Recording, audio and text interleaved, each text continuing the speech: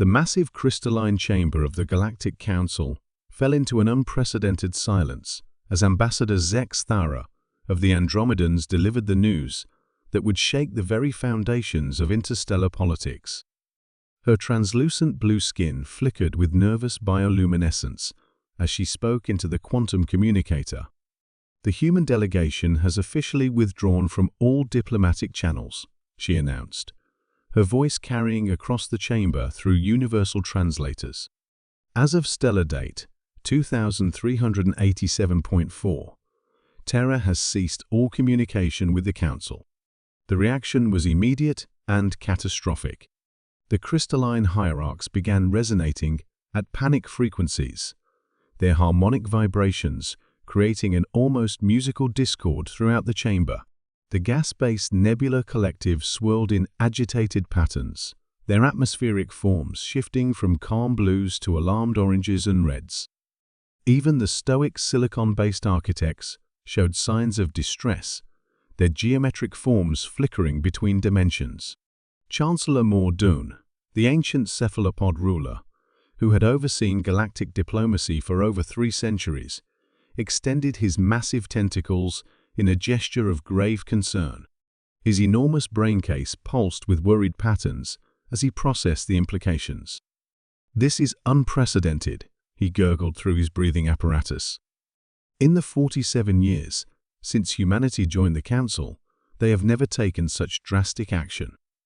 What triggered this response?" Ambassador Veltar from the insectoid hives buzzed anxiously, her compound eyes reflecting the chamber's emergency lighting. "The incident with the mining rights on Kepler 442b, she clicked.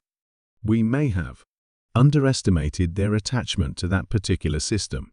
The Chancellor's tentacles writhed in frustration. The mining dispute had seemed routine, a standard resource allocation between 3 species with overlapping territorial claims. The Council had voted in favor of the crystalline hierarchs, who could more efficiently extract the rare quantum crystals from the planet's core. It was logical, economically sound, and followed established precedent. What they hadn't anticipated was the human reaction. "Sir," interrupted Communications Officer Quindole, a nervous 4-armed being from the Outer Rim, "we're receiving reports from across the galaxy. Human trade ships are returning to Sol System. Their diplomatic missions are closing.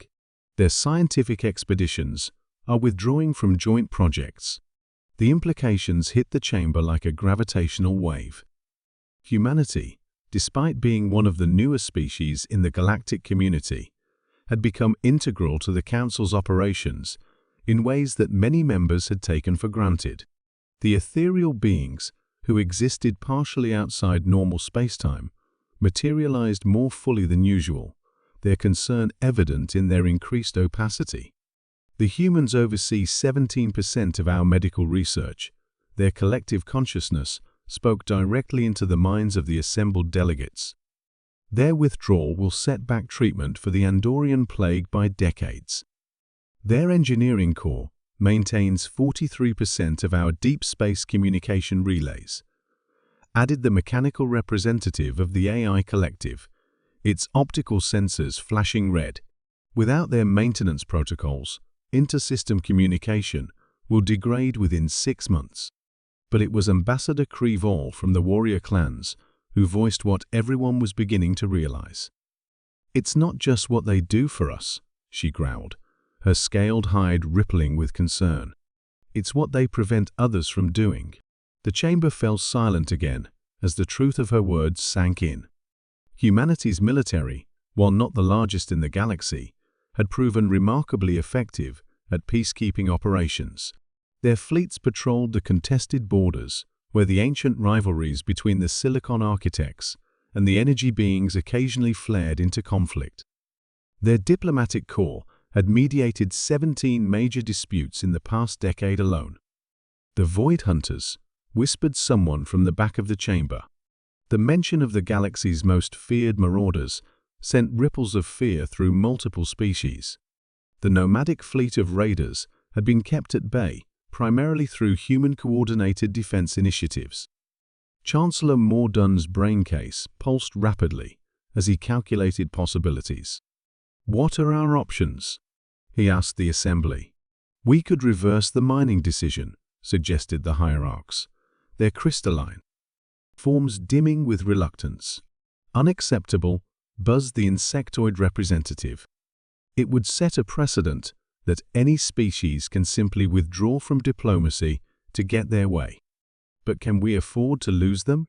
countered the Nebula Collective, their gaseous forms swirling in distressed patterns. "Their absence would destabilize the entire galactic economy." Ambassador Zex Thara stepped forward, her bioluminescent patterns now pulsing with urgent intensity. "I've been studying human psychology and history," she said.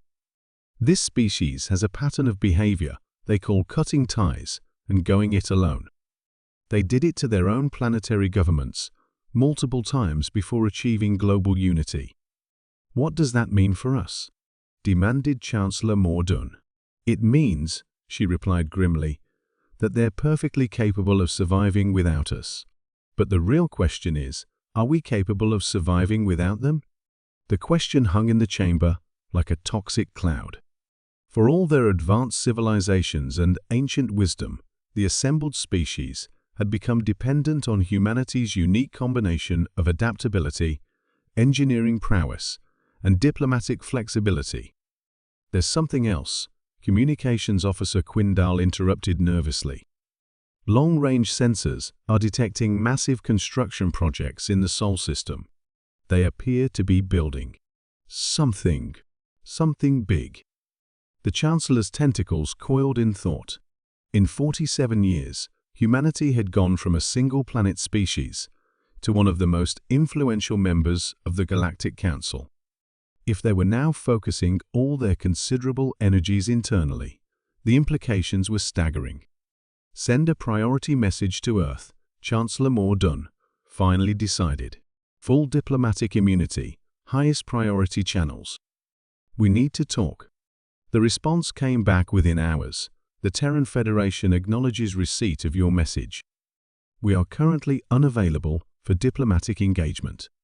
Please do not contact us again until you have something meaningful to discuss."